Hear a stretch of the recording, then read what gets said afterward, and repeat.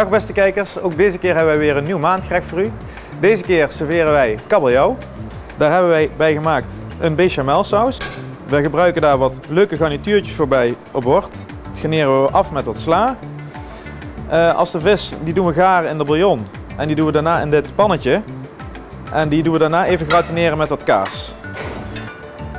Nou, ik heb de bouillon al warm gezet. Nou, dan gaan we de vis even pocheren. Dat betekent dat we de vis langzaam gaan garen. Nou kan alle smaak van de bouillon die kan lekker in de vis trekken. In de tussentijd gaan we de saus opwarmen die we daar bij de vis gaan gebruiken. Nou, het is dus een bechamelsaus.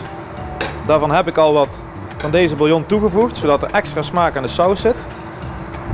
Tussen ga ik ook de garnituurtjes opwarmen die we gebruiken voor het opmaken van het bord. We hebben hier wat Japanse ramenas. We gebruiken wat babymais. Romanesco, ook een soort bloemkool. En kleine bosspeen. Nou, de saus is bijna warm. Een klein beetje zout in het water nog. Dan pakken we de gietijzeren pan. De kabeljauw is nu klaar. En de gietijzeren pan gebruiken we omdat we deze dadelijk de kabeljauw nog gaan opwarmen onder de salamander. Zo'n gietijzeren pannetje die kan heel goed tegen de warmte. Nou, daar doen we de saus zo meteen overheen.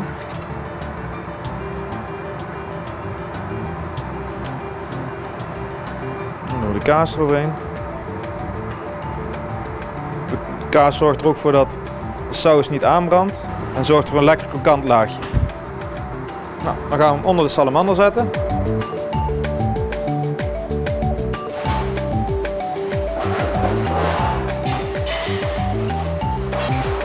Dan gaan we nu het bord opmaken.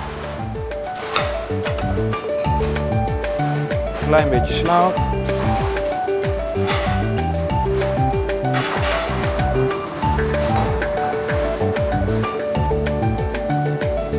En ook dit gerecht is weer de hele maand te verkrijgen bij Hotel Asteria.